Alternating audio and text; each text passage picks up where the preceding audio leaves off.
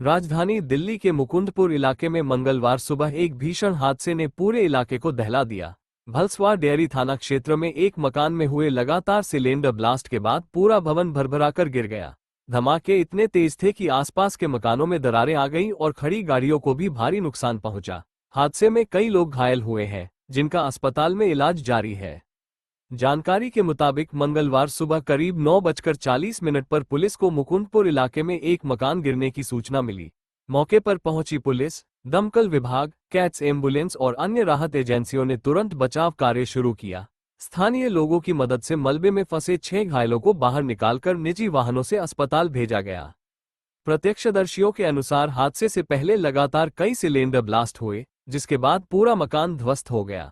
मलबे के बीच अब भी 10 से 12 एलपीजी सिलेंडर बिखरे पड़े मिले हैं। धमाकों की तीव्रता का अंदाजा इसी बात से लगाया जा सकता है कि आसपास के घरों की दीवारों में दरारें पड़ गईं, जबकि कई वाहनों को भी भारी नुकसान पहुंचा।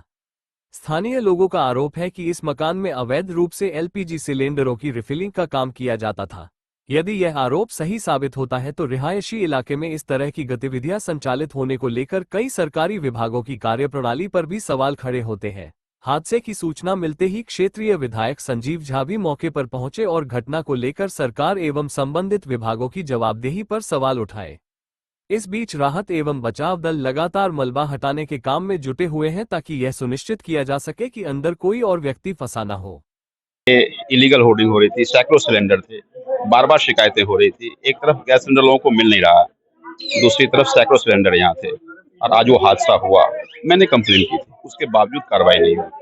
इसका मतलब है कि भारतीय जनता पार्टी ये क्राइसिस की ड्रामा क्रिएट करके धंधा लोगों को करा रही है और लोग ये कह रहे हैं कि कार्रवाई इसलिए नहीं क्योंकि बीजेपी के बड़े नेताओं का संरक्षण था। तो मुझे लगता है कि ये पोल खोल रहा है कि किस तरह से इलीगल क्राइसिस क्रिएट करके भारतीय जनता पार्टी अपना सिलेंडर का धंधा चमका रहे हैं। अच्छा, क्या कहेंगे सर, इसमें 6 से ज्यादा लोग जो हैं घायल हुए हैं। देखिए, हाँ, 6 से ज्यादा अगल बगल के, इस मकान में, उस मकान में, सामने के मकान में, सब में मकान हिल गया, बिल्डिंग डैमेज हुए हैं। बगल में कवारा है, देखिए, एक बड़ा हादसा हो सकता है। तो इस पे कार्रवाई की जाए और लिपापोती न की जाए इसको।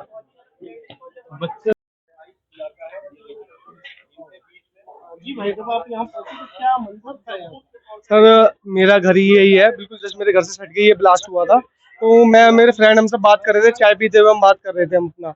तो हमने बात करी अपना और अचानक से मतलब सडनली एक ब्लास्ट हुआ। तो हम बाहर देखने निकले कि हुआ क्या एकदम से। तो मेरी 8 महीने की बेटी थी नीचे, हमने उसको देखा तो हम बाहर गए, देखा तो एकदम सब कुछ पूरा तहस नहस हुआ पड़ा था यहाँ पे। ठीक है सर, यहाँ पे तहस नहस इस तरीके से मतलब तबाही हुई थी जैसे एक भूकंप के बाद तबाही मचती है, बिल्कुल पूरी बिल्डिंग ढह गई, मतलब एक तरीके से ये ले लो। तो सर यहाँ पे एक भैया थे, उनकी पूरी खाल लटकी हुई थी, पूरे बाल जल गए थे, पूरा वो ब्लड से लटपट थे, मतलब ये ले लो, पूरे कपड़े वगैरह फट गए। यहाँ पे एक लेडीज थी जिनके पूरी तरीके से कपड़े फटे हुए थे, यहाँ पे वीडियो बनाने में लग रहे हैं लोग, उन्हीं की पहले उसको निकाल के पहले कवर करे। तो सर उसको हमने चद्दर निकाल के मैंने जल्दी से पहले जाके फटाफट से उन मैम को कवर करा, तो उनको एम्बुलेंस में रेफर करा। ठीक है सर, धमाका सर मतलब ये ले लो इस तरीके से था, मेरी जो दीवार है वो पूरी उस पर क्रैक आ गया, मतलब धमाका इतना तेज था, मेरे घर ने इतना झेल लिया, वो तो शुक्र है सर।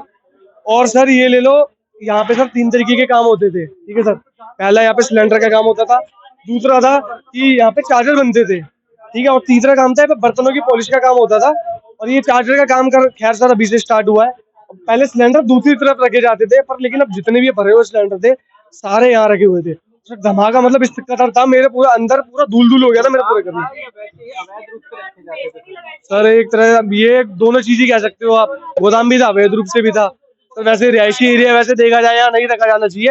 इसके खिलाफ सर देखो, मेरे फादर साहब थे तो उन्होंने, उन सब ने, और यहाँ के गली के जितने भी सीनियर सिटीजन थे उन्होंने आवाज उठाई थी इसके खिलाफ।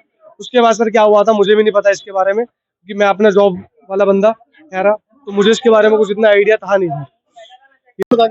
मेरा नाम सचिन कुमार है।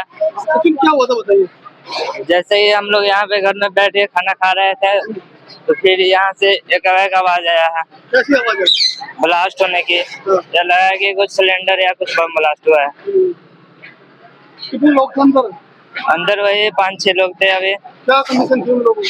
उन लोगों की 4-5 लोग अंदर थे जिसको बाहर निकाला गया है। किसी का काम होता था?